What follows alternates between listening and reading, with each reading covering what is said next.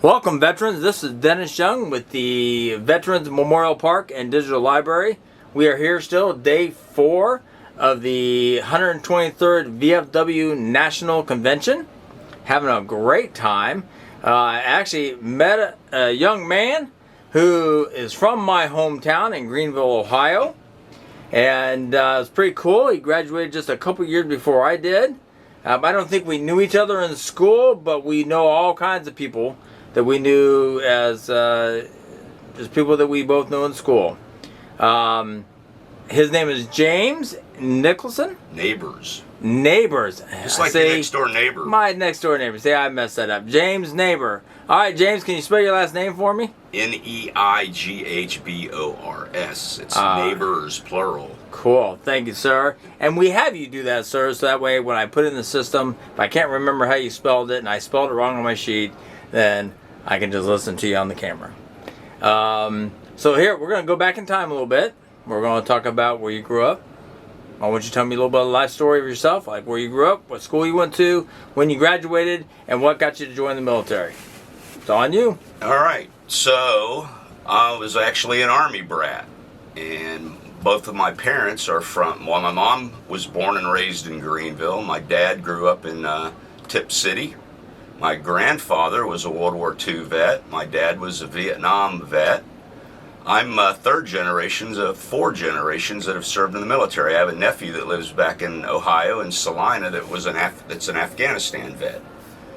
His name's Keith Jeffrey Neighbors. And so I grew up all over the place. Dad was stationed in Fort Hood, Texas, Fort Richardson, Alaska, Wharton Barracks in Heilbronn, Germany, Fort Gordon, Georgia. So we lived all over. It was a pretty cool childhood, getting to see all different types of places in the world. And then my dad came down on orders again for Germany my sophomore year of high school. Well, the plan was for me to stay in Greenville and play football because they didn't really have a good high school football program in Germany when we were over there the first time. So I was going to stay in Greenville and play football. We got to Greenville and Mom got a phone call about a week later. Dad was filing for divorce. So anyway, I stayed in Greenville. I did not play football because of the fact that if I needed any money was tight, and if I wanted any money, I needed to work. So I did not. I went out for football and started it, and then I didn't really care for the coach too much, and I did not play anymore. But I should have. But anyway, I ended up being a hood and not a jock. And so these two know what I'm talking about because that was kind of how Greenville rolled at that time. But anyway, I graduated high school in 1982 from Greenville High School. Worked for about 6 months for the government. And actually I played in a band, and the guys kicked me out of the band. And I decided, you know what, I'm going to go look into the military, and Dad was in the Army, so I went and talked to the Army recruiter. I also talked to the Air Force, but I ended up going Army because that's what I was familiar with. So I left for basic training. I shipped out of the Cincinnati MEPS March 1st, 1983. I went to Fort Leonard Wood. It was my first time in Missouri. Finished basic training, went to AIT, where my dad was actually stationed at the time, at Fort Gordon, Georgia. So I spent my AIT at the same place my dad was at. It was kind of cool because it was a long AIT. Back in those days, they would let us, basically if you showed up for formation, you were cool. So I kept up a place in the barracks, but mostly I stayed at my dad's place. He had a place on base housing. I had a car.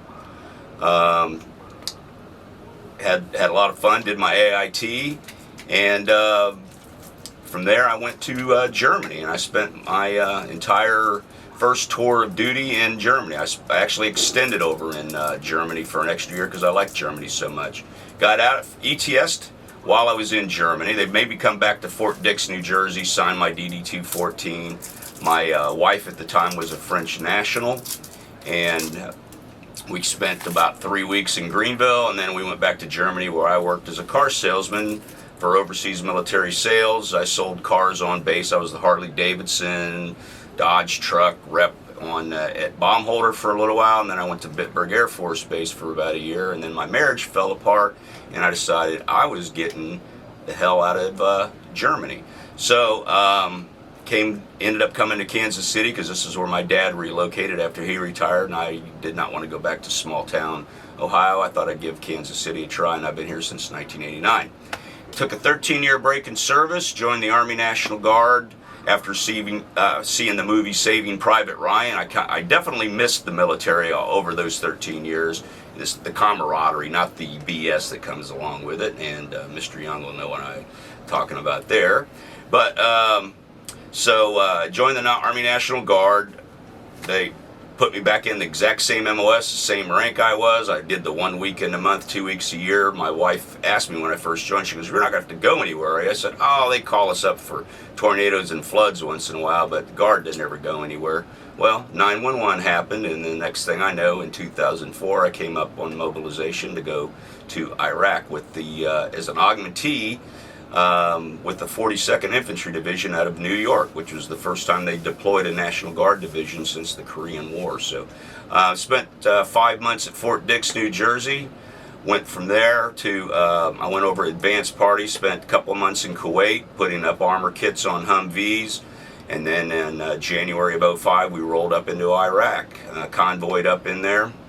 I served as initially as a turret gunner on convoy support missions, and then I was also, because I was electronics repair, I supervised, I made my E6 while I was over there, staff sergeant, and I became the supervisor for the electronic repair shop. Still did missions up and down MSR Tampa, and it was an adrenaline rush.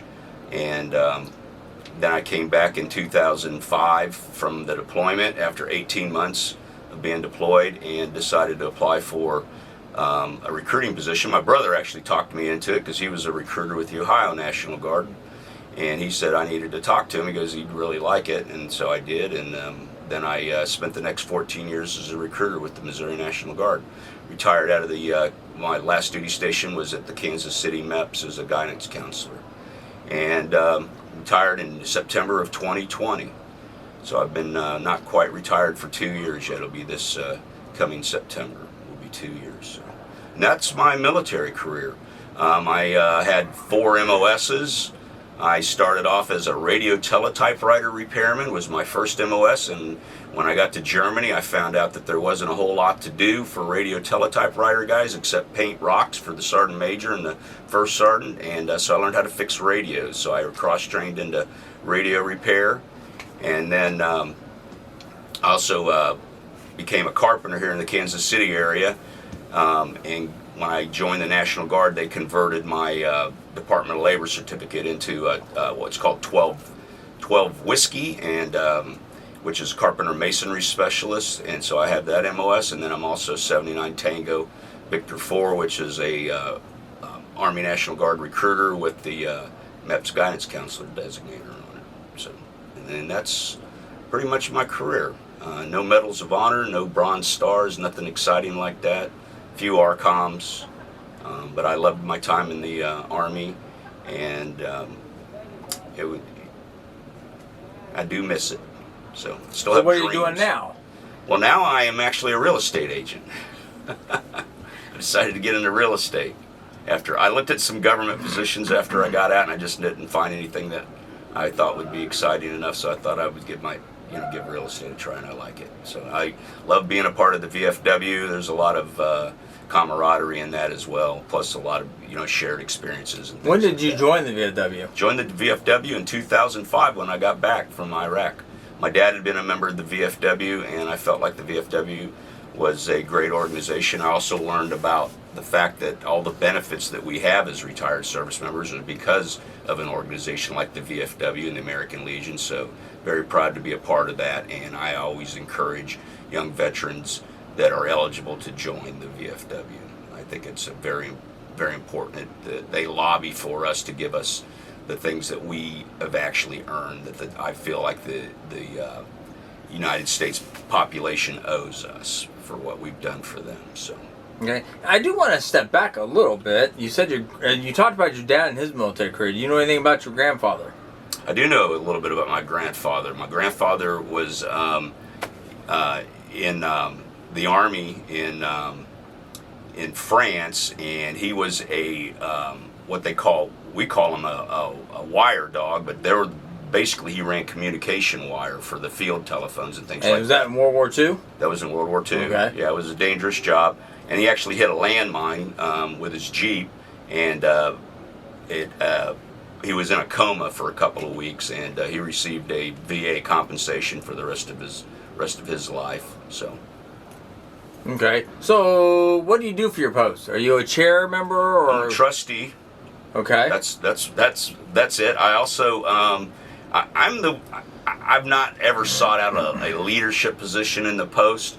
I like being the worker bee. So I'm on military funeral honors. I volunteer for that whenever the time allows me to. But another thing that we started, one of the members of our Post, he also plays guitar, and he's a Vietnam vet, and we were talking one evening about getting together playing guitar, and the next thing we know, we host an open mic night at our VFW Post in the lounge a couple times a month, and we bring a lot of musicians in from around the area, and veterans and non-veterans alike, and it generates a lot of money for our Post because of our lounge, and so the money goes towards veteran causes. So we do.